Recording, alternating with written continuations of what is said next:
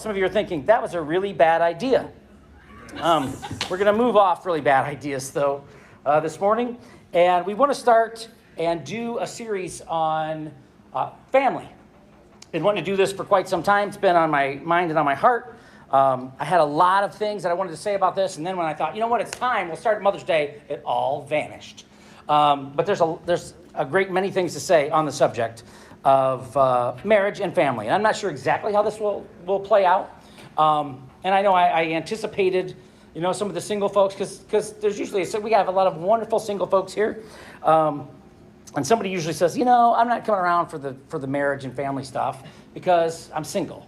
But I will tell you that these things, much of which everything that I'm going to share with you this morning is going to apply to all of us, right? So I don't want you to think that if you're not married or you don't have children, that the next several weeks doesn't apply to you. How many of you know that you can still get something out of a series that's focused on something that isn't exactly your present situation?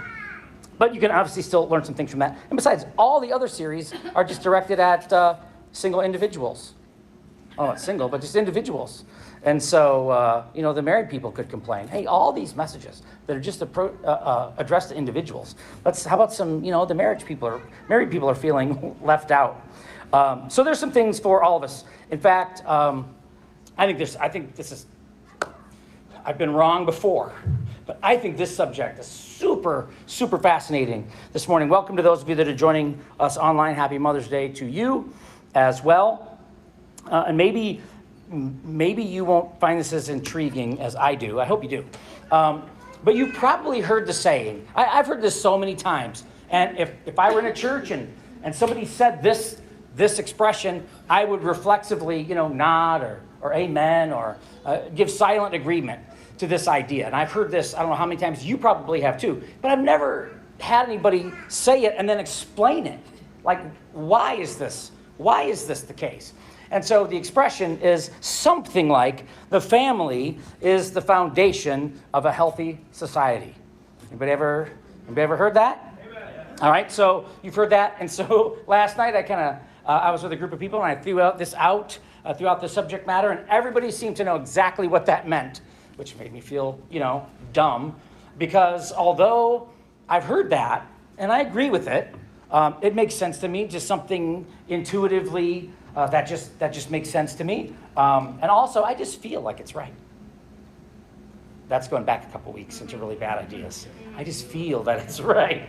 But intuitively, something does feel right about that expression. But I couldn't really articulate how family is the foundation of a healthy society. And so then I got smart and I started asking, well, how is the family the foundation of a healthy society? And the really smart people, I learned my lesson, won't hang out with smart people anymore. At least not asking questions and try to, come off like I know so much. They all had really good ideas about what that meant. But I've never really looked at that.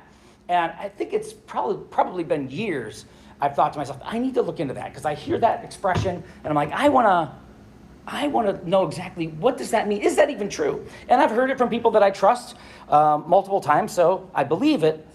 But I wanted to find out how exactly that's true.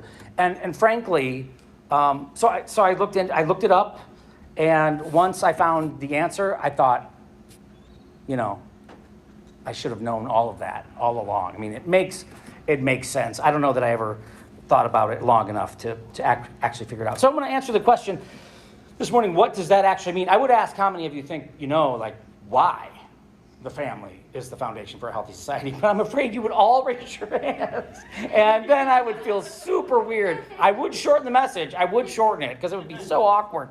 So what does that mean, and is it true? So I found this quote, and it really does make a whole lot of sense. So even if you don't quite grasp it, when I say it, you're going to be like, yeah, of course. All right, so one author said this: the family is the place where members of society are most personally affected. This is the easiest place to instill values and create change. So family prepares individuals to be members of society. And so if you have if you have a healthy family, healthy is, that's a sliding scale, right?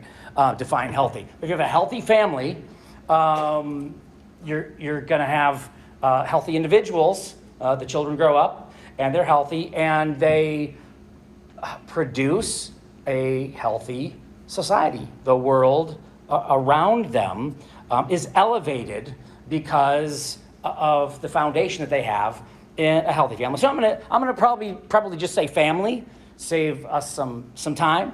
I'm talking about a healthy family. Unhealthy families, there's obviously some problems with that. So let me read you some of these other explanations. I think it will kind of come into focus. And this, for me, had so many ramifications. I began to think about all these other areas. I jotted a few down. I'm going to try not to add to that list live this morning.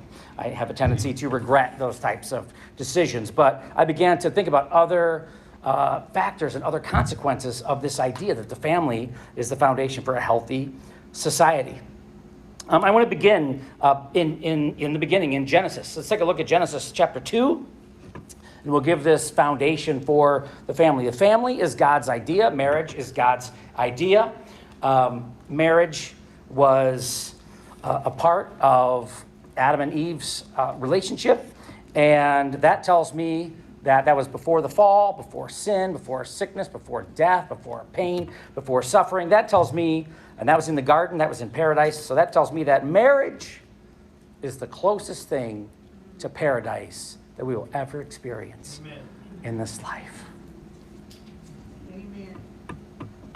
How cheesy is this smile right now? I love that. I do love it. It does sound a little corny, but I do love it. God, in other words, marriage wasn't a backup plan. It wasn't oh no, they really messed this up. And so now we better come up with a backup plan. We better come up with this idea called marriage. Marriage was there in the garden when everything was perfect, right? So marriage is God's plan. So let's take a look at what the word here says.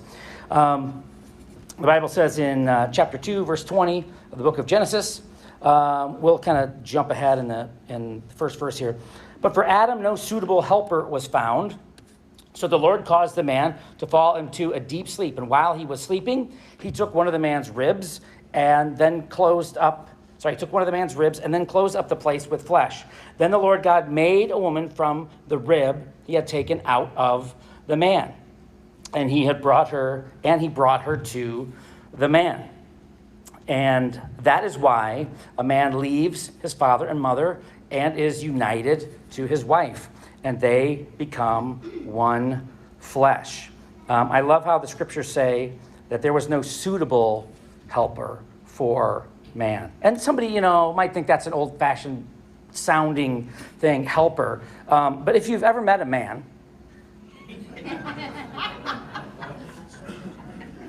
right? Old-fashioned, perhaps. But this man needs all the help he can get. And by the way, I shouldn't get sidetracked on this, but just in case I lost you with that word that's used for helper is used a number of times. The Hebrew word for helper is used a number of times in the Old Testament.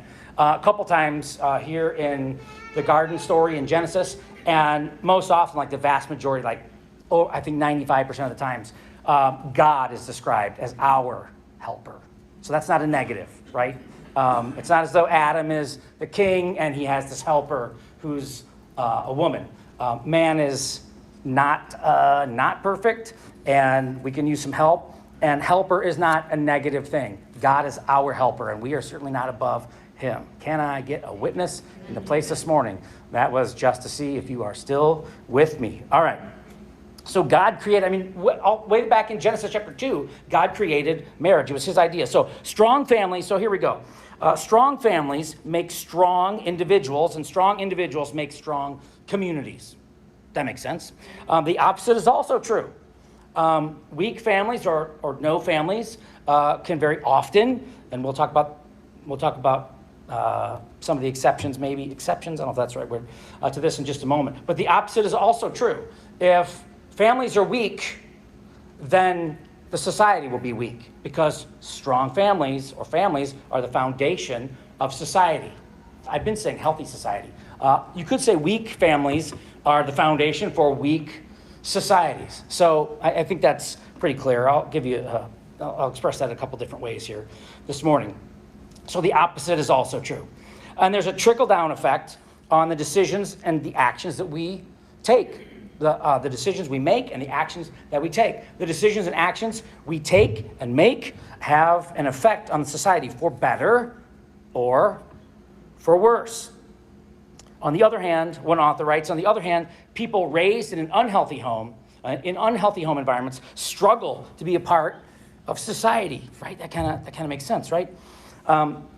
It's hard for them to find their place in the world, and they tend to struggle with social relationships and even experience all kinds of difficulties, including things like substance abuse. So if the family's unhealthy, the individual's unhealthy, and if every family is unhealthy, the community and the society is going to be in rough shape. Happy Mother's Day, moms. I mean, really, look, it's a preacher's thing. How can we make moms feel special? I know. We'll really encourage them and support them, and we'll tell them that everything they do makes a big difference. We'll have a wonderful life in, right? If you're familiar with that movie, you are familiar with that movie, right? Half a person. It's a Wonderful Life. Did I say the name of the movie right? It's a Wonderful Life. All right. George is gone, and we see the impact that he makes, right? So that's the typical, that's kind of what we want to encourage moms and let them know what you're doing is important. And as I sort of fleshed out this message, it really occurred to me in such a profound way and without exaggeration. Wow, that really is what a big job it is to be a mom and a dad. We'll include dad this time, but it's going to be 6 more weeks till we speak well of him. That's probably not a good idea. So really, if family is the foundation for society, then moms, dads, your job is not just I want to raise healthy, happy, children, but that's affecting the world in which we live without, a stretch of the imagination or without exaggeration. That's how this works. All right.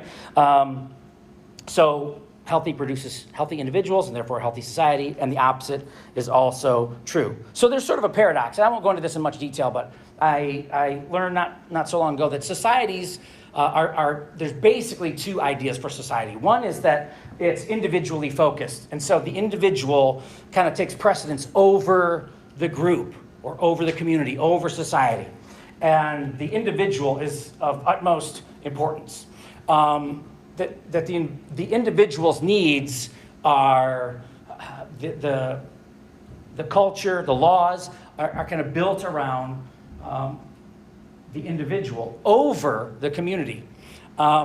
There's also the model, which we see a great many examples of, where the community's interests supersede the individual.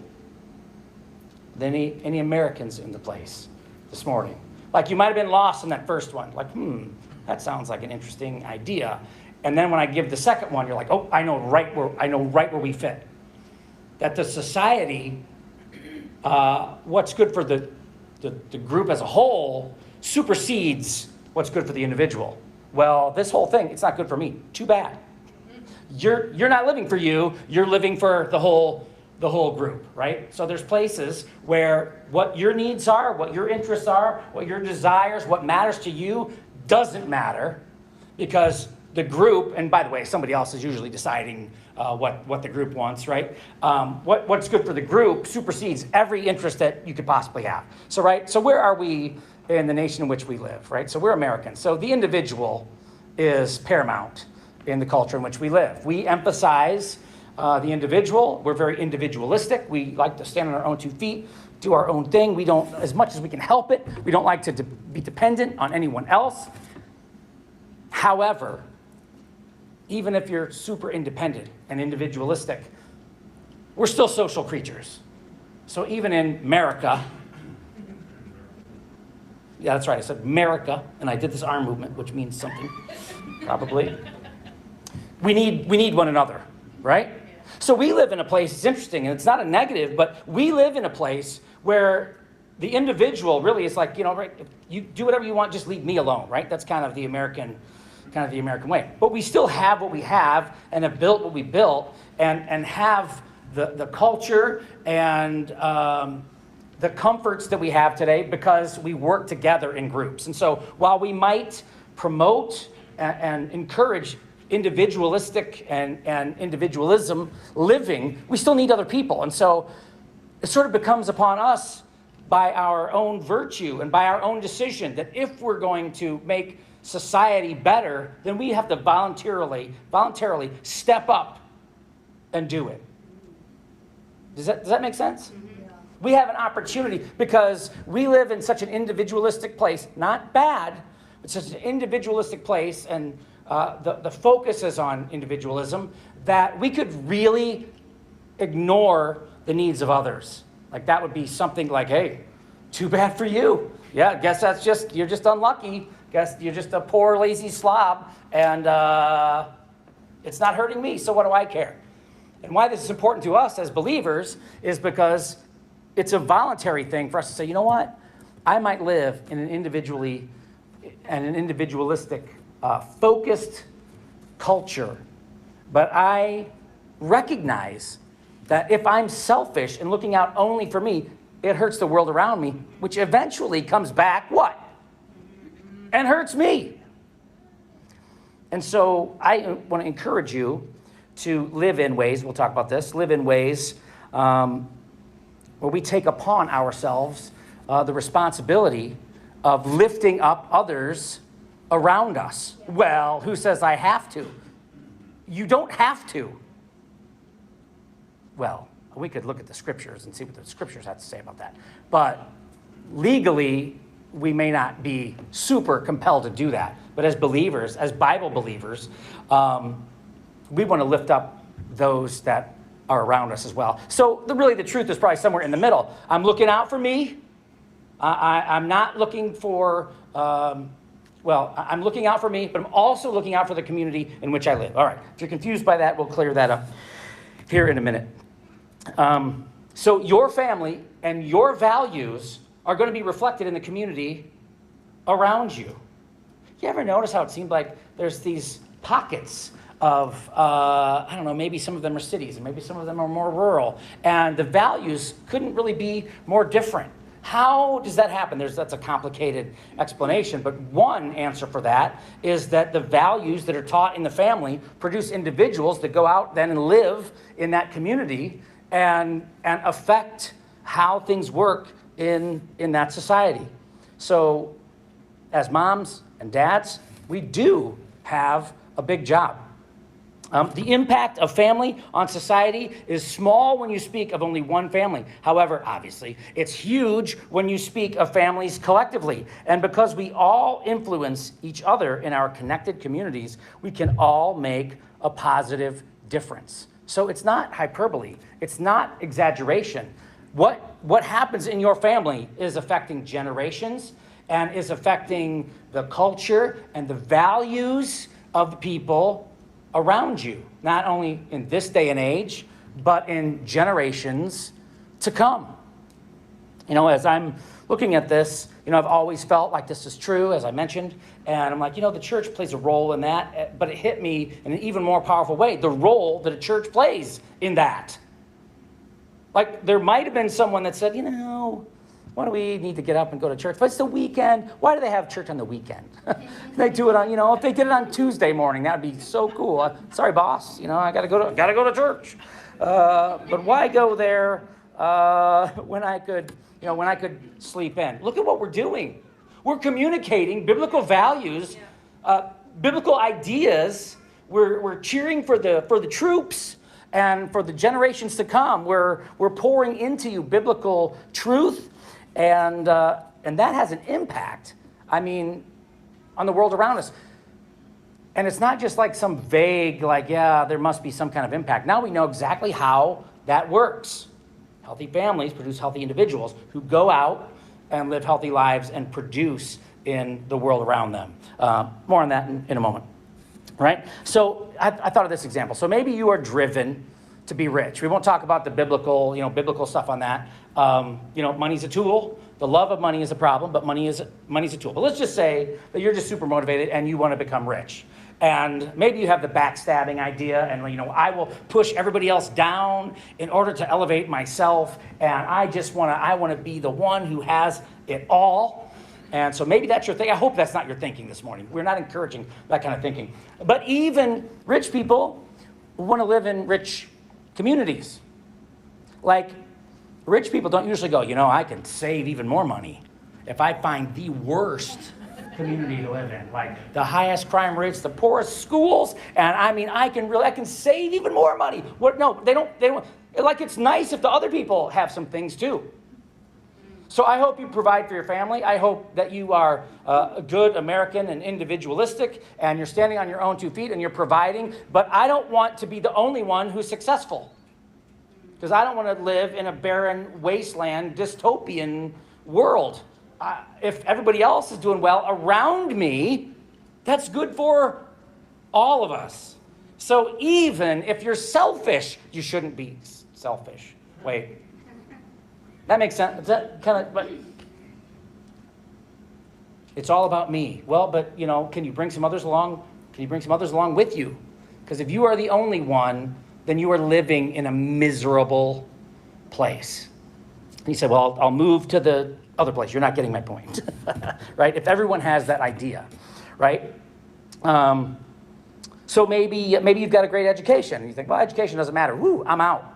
Like when Renee ran for school board, we did some knocking on some doors, and we said, hey, we want to tell you about this. And so many people said, oh, I don't have kids in school. I don't know about this room. That probably would surprise you, right? Like, that came up a number of times. Well, I don't have kids in school, so I don't really care. Well, but you're breathing. You have kids, grandkids, like it doesn't matter. It just doesn't matter. My kids are out, so I'm fine. Well, am I something wrong with me? I don't look at the world that way. Like, I care, when all my kids are out of school, I still care about schools, because I know that's going to affect me and it's going to affect future generations. And so you might say, well, I got out before things got crazy, but that doesn't help the next generation. But it's okay, but I made it. All right. I get it. That's very individualistic. That's thinking of number one. I get it. But, if everybody gets a good education, that elevates all of us, right? That's healthy for everyone, right? More on that maybe in just a minute. I threw this in. I probably don't need to say this, but some people complain, not here, but I've heard people complain over the years, that churches are tax exempt. Churches should be tax exempt, all those rich churches. I love it. I love it when people talk about all those rich churches and the rich preachers. Oh, did you just say rich churches and rich preachers? I'm going to come over and join that conversation. I would love to be a part of that. There's like 4 rich churches, okay? We were dealing with the bank one time when we were buying this building, and at one point the balance was pretty low. And somebody from the bank said, well, it's a nonprofit. It's supposed to be low. You're not supposed to have any money in there. Like, you get it.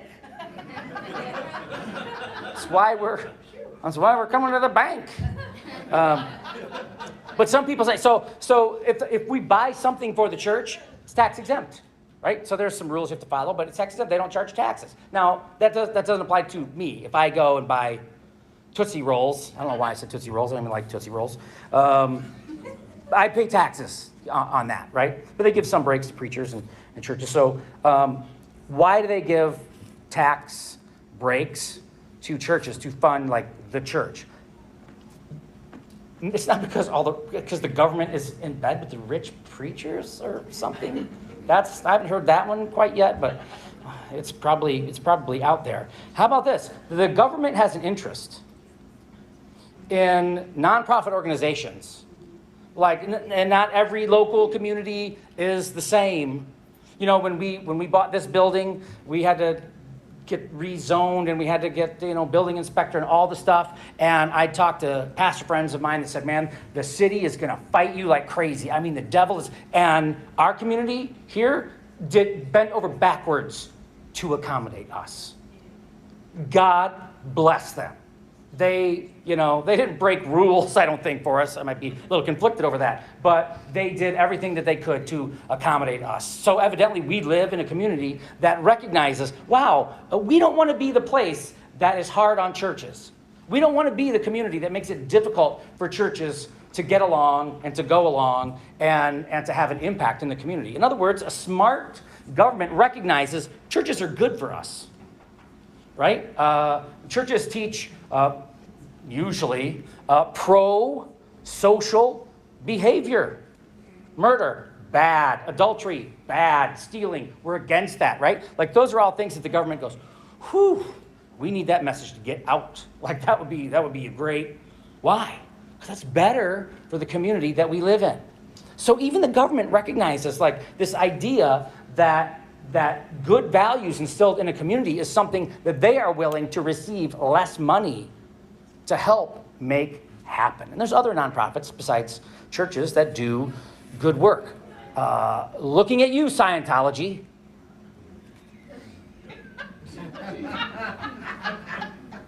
You shouldn't pick on Scientology. Really? I don't pick on, the good groups. I even have some nice things to say about some enemies, but never mind. Well, this is not a message on Scientology.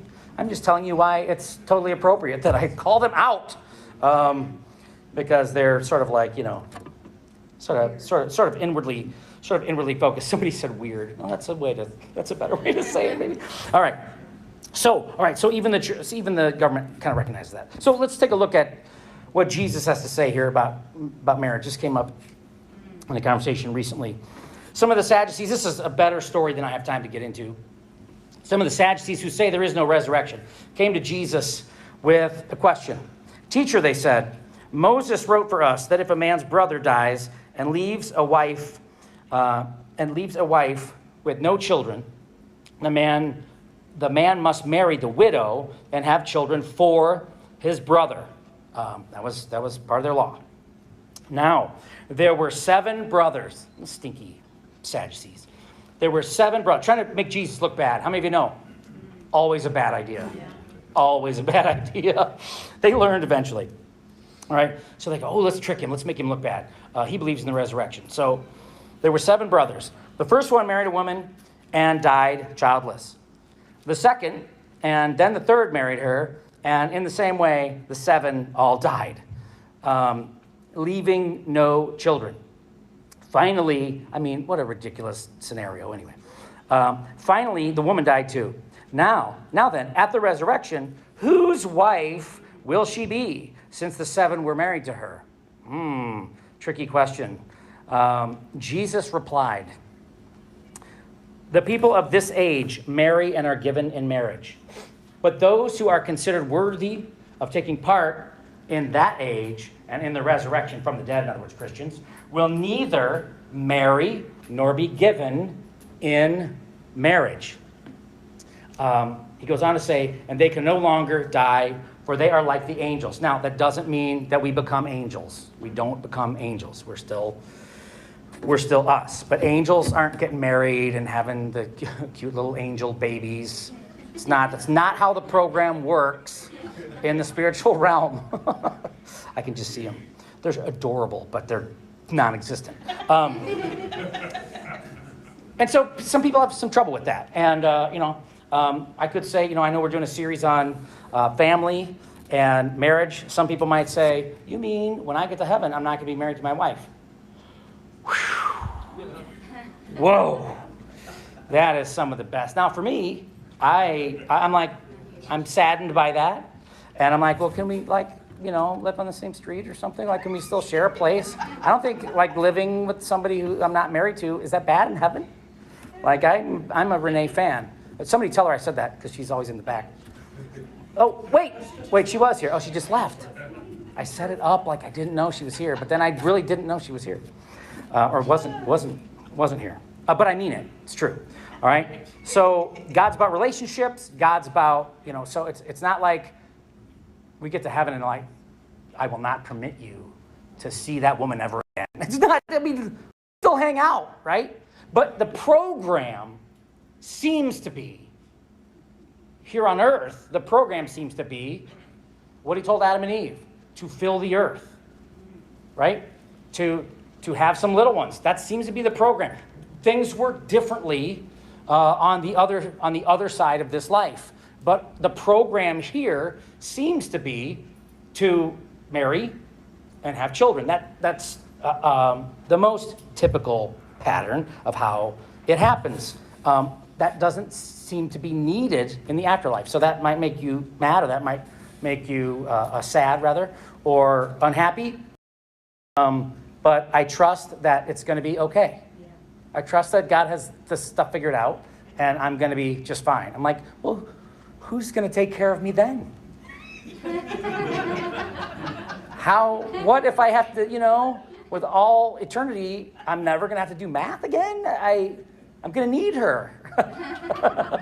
What's going to happen? What's going to happen to me? How will I survive in heaven without my wife? I don't know how. Because I certainly wouldn't get very far here without her. So that's the program here. That's God's plan here. So I've got decisions to make. Do I chop this in two, or do I try to get through it? I'm not trying to trick you into answering in some favorable way. I'm seriously trying to decide. Okay, so there's some more to this exchange, and Jesus says some amazing things. But I love how in verse 39, it says, some of the teachers of the law responded, well said, teacher, and no one dared to ask him any more questions. Well, it took them a while, but they finally figured out, like, how many times is he going to embarrass us before we stop offering him opportunities to embarrass us? It's been said, and this could be a longer list, that married couples usually offer greater financial support and have more time to devote to the socialization and the care of children. You know what? I thought this morning, happy Mother's Day again. Moms know this is true. Dads know this is true as well. But taking care of children is a full-time job, right? It is a full-time job. So God in his wisdom designed a way where every now and then one of these workers in the family can get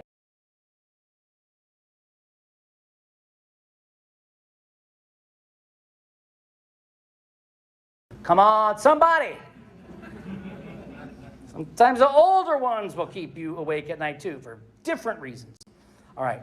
I think I can pull this off. All right, you ready? I want to hit some major point. I'm not going to hit everything, but we just want to hit some major ideas. I don't have a lot on this. I think we can do this in a reasonable amount of time. All right. So one of the things that family provides, and I've got a list of just a couple things here. It's not everything. Like we could add much more to this list, right? But one of the things that a family provides children is security. Like just there's some security. I've got some interesting stories about that. No time to tell them. But loving families provide a sense of well-being and security.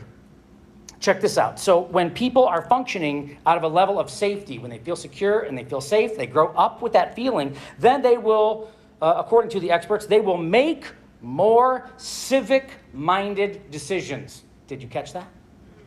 Like if the family's good, then the child is good, the child grows up, and the child says, how can I benefit the world around me? What can I do to make this world a better place? But if we're always in defense mode, and we're always struggling, and we're always experiencing difficulty, it's hard for us to think about others.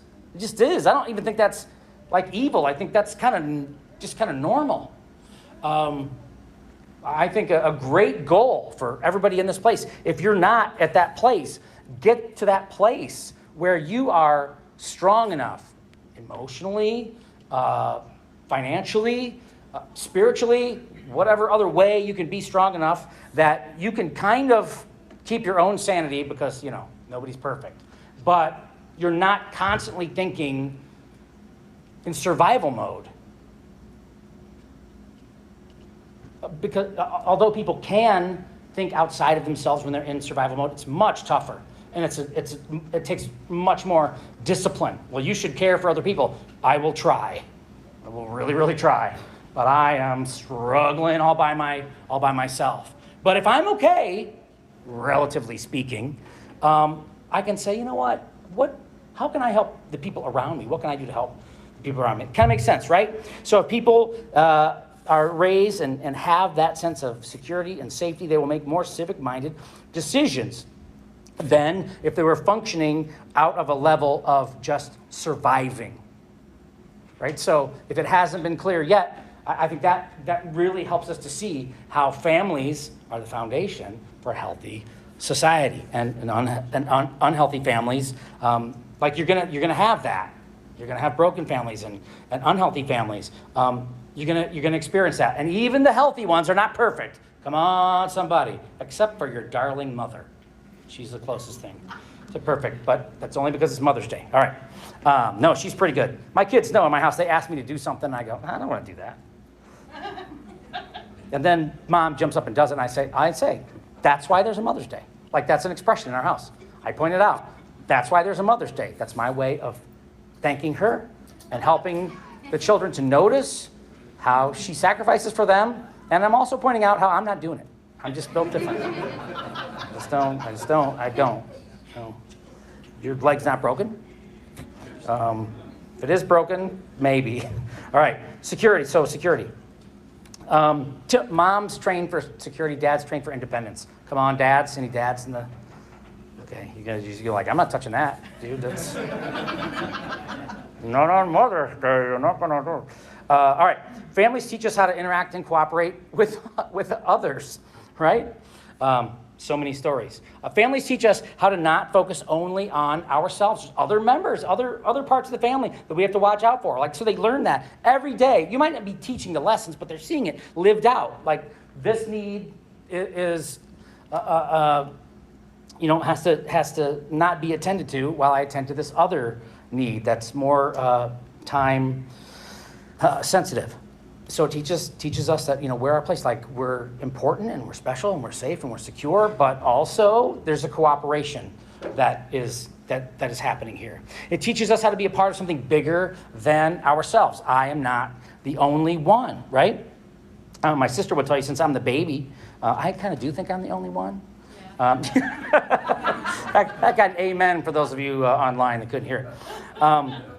Right, so being in a family teaches some of that. So then you enter the world and the community in which you live. You go, I'm a part of a bigger thing. The earth does not revolve around me, or the sun revolve around me. It teaches us how to accept people who are different from you. That's kind of funny. Like, even the same family raise kids the same way. And before I had kids, I'm like, how can kids really be that different? Like, just the same parents, you raise them the same, you do the same things. I mean, mostly the same thing. They're gonna all be exactly the same. False, Amen. Fake news, not true.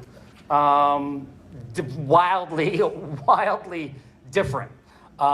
Thank you, Lord. You recognize that we can learn how to cooperate and deal with people that are different from us, even within the context of our little families. So brilliant, right? Being in a family teaches us how to accept people who are different. I already said that, different than you. And selfish people do not make good members of families or societies. If everybody is selfish, that's not a world I want to live in. Like, well, then couldn't you then be selfish? We're humans. We're social creatures. We need other people. Like, we can, God bless America, but we can think that we're individualistic and we are more than many. But we still need people a lot. Like a lot. We need others. Selfish people don't get along well in the tribe, right? They just are like, you figure that out, and the others sort of, they don't have much tolerance for that. All right, that was my second example. I think just a couple more. Mental health. All right, the more time a child has with their family, the lower their risk of depression. It's not always the case. It's not a end-all, be-all cure. But but the numbers seem to back that up, that it helps. Being in a family, a healthy family, encourages a mental well-being. Unhealthy family, can go the other way. Negative family relationships can create mental health issues. Close relationships provide a stable family life that helps a child feel more safe and stable. We also develop healthy coping mechanisms, right? That's when I talked about really bad ideas. I don't think I used that expression, but coping mechanisms seems to be a thing that people are not learning at home, like disappointment hits, as it sometimes does, every 6 months or so. Disappointment will hit a lot more than that. You might want to have some tools at your disposal to handle disappointment. Well, I don't want the tools to handle disappointment. I just want to win every time. Well, life is going to be hard on you. It's going to be very, very hard on you. I'm telling you now, winning all the time is not a good long-term strategy, because you're going to find out probably before this sermon is over. Wow, like how disappointing life can be, right? I thought he said he was done. I thought he said he was going to wrap up. I can't cope. I just can't deal with it. Right, so coping mechanisms, huge. Where do you learn those kinds of skills? From your family. You learn things like resilience. All right, I can skip over some of this. A quote from the International Federation for Family Development, which sounds like something from space. I'm like, if I ever start another organization, I'm going to put Federation in there, and like the logo is going to have like stars and stuff, because it just sounds so spacey. I don't know why. The International, and it's International Federation for Family Development, so it's like families on Mars. You're a good group, so I'm getting carried away. They said that family is the, quote, environment where ethical and cultural values are achieved in a natural way. They go on to state that taking into account the broad experience of our federation in dealing with families worldwide, we see every day that family is where the vast majority of people learn the fundamental skills for life. Happy Mother's Day, moms. You're changing the kids, changing the family, literally changing the world around you. And it's not some weird way, like it's a direct, I can connect these dots. Like this all makes sense to me. Finally, life in many ways can be viewed as a symbiotic relationship. Here's where I get into some weirdness that you might, not like. Life is viewed as a symbiotic relationship between families and society. Families and individuals that make them up do things for society. And society does certain things for families and individuals. Strong families make strong societies, and strong societies should help weak families and individuals. So I just jotted down, these aren't really controversial, but if you were going to get upset about something, this is probably it.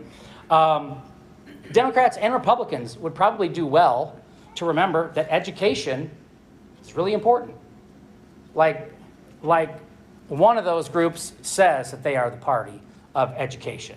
And that's maybe just because they say that. But can you see how, no matter what your political leaning is, like it's in our best interest to have well-educated people. Well, I don't have kids in school. Yeah, but I don't want morons out there as my neighbors either. I want them to run me over with their John Deere tractor. Well, they couldn't afford a John Deere tractor probably, so just run me over. If we can raise the level of everybody, that's good. That's good for me. All right. So, anytime that we can help with education, I don't think anybody should own that issue. Like we should all be interested in that. Why you pick a house where you move, where you live, because of the schools there. It's one of the biggest reasons to do that. And it's like, well, I'm just watching out for mine, but I want your kids to get a good education too, right? That's, in a weird way, it's almost even selfish. All right, so here's one. How about just I have no opinions. Well, I have opinions. I'm going to try not to share them with you. But let's look at an issue like immigration. All right. Now I know there's illegal immigration and legal immigration, so that's quick to make that point. but just whatever. Just I don't think it really matters for this illustration. Does bringing people into our country help our country? I don't know. I know what the people I listen to say. I know what they say. I don't know. I know at one time I heard, I don't know if this is true, but we used to have a policy, we will let you in. Like, we'll let immigrants in. We'll let you in if you've, like, invented stuff, like you've made breakthrough in cancer treatment. Like, if you're a brilliant genius, we'll take you. Why would we do that? Because it's good for all of us. It's good for all of us. So there's the other argument that, well, maybe immigration hurts us. Well, again, I'm trying to stay neutral on this right now. But let's just say that you allowed immigration, right? There's a sweet spot somewhere, right? Like that's what the fight is about. Where's the spot? Is it a few or is it a lot of people we should let in? Illegal is a different situation, but you could, if it's individual and society and families make up the foundation for a healthy society, then you could bring in, if you brought in unhealthy families, that could hurt everybody. Like, I'm not even being political. That follows, doesn't it? Like, that follows. Well, we should. Well, but is there a number? Is there a limit? Where's the line drawn? So we can allow immigrants to come in and they can benefit our society, which benefits all of us. But if we bring in people that have difficulties, and it's weird to say this in church because we're like, we care about people that are hurting and weak and broken, right? We do. But if we bring in a certain number and it weakens us as a society, that's a problem too. Yeah, that's not crazy sounding, right? So there's a line there somewhere, and that's what the debate is. Where is that line? I mean, it's not as simple as to say, well, you let in the ones that help everybody and you keep out everybody that can't help us. Maybe it is just that simple. You're welcome. You're welcome. Solved it. Just like that. That's not even in the notes. All right, another quick example. How about this? How about welfare? Nobody is against helping people who need help. Are you with me? I mean, I met like one guy who was like, we shouldn't help anyone.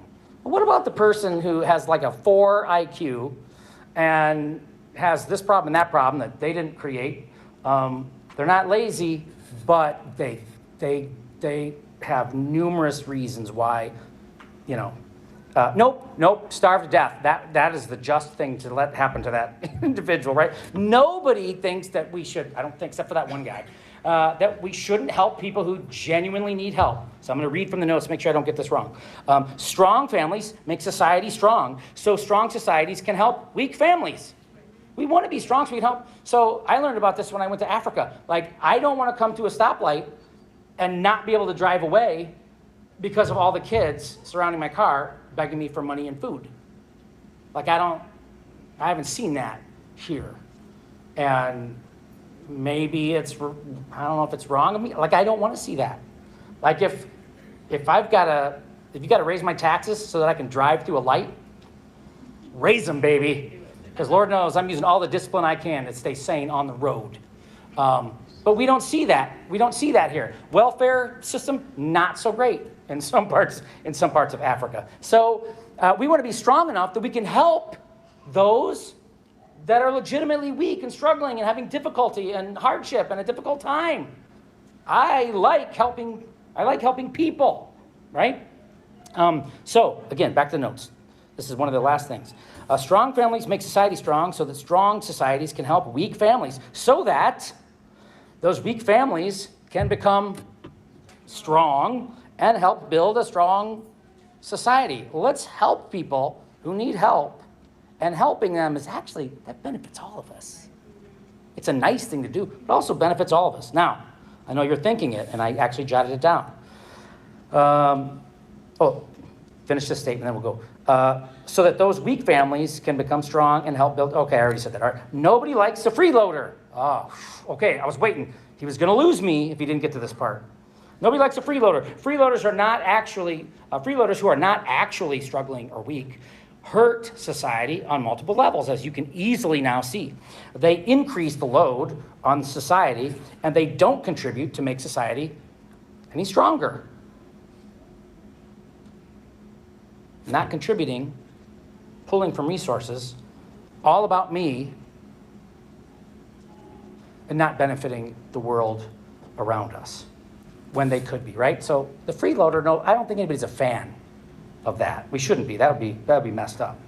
But if we recognize that strong families create strong societies, and helping those that genuinely need help, that's like I'm for that. I'm for that. Matt, they didn't stone you, so I thought it was safe to say it. All right. I got another example. We need to wrap this up. But it's Mother's Day, and my mom wants me to go on. No. I'll just give you this one last example. It's pretty good. Why would we? I only jotted down. This is all I could think of.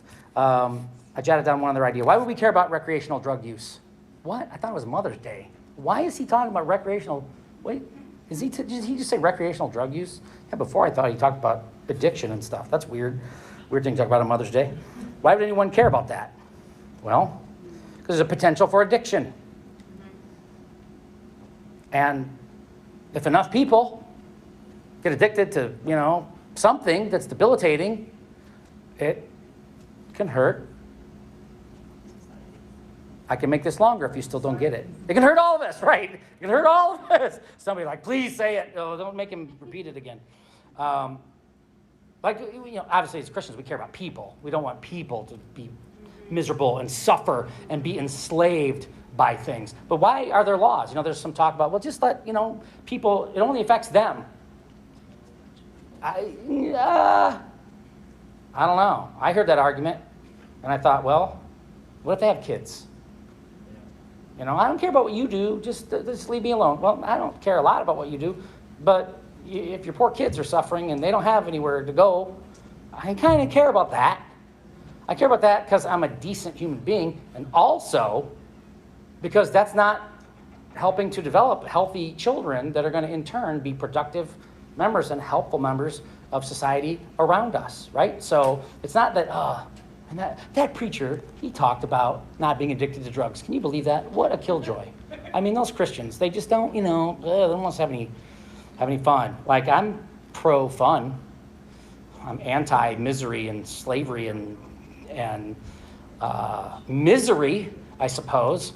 But we might look at it from the perspective that if someone is enslaved to a substance, that they're not really contributing to the world around them, right?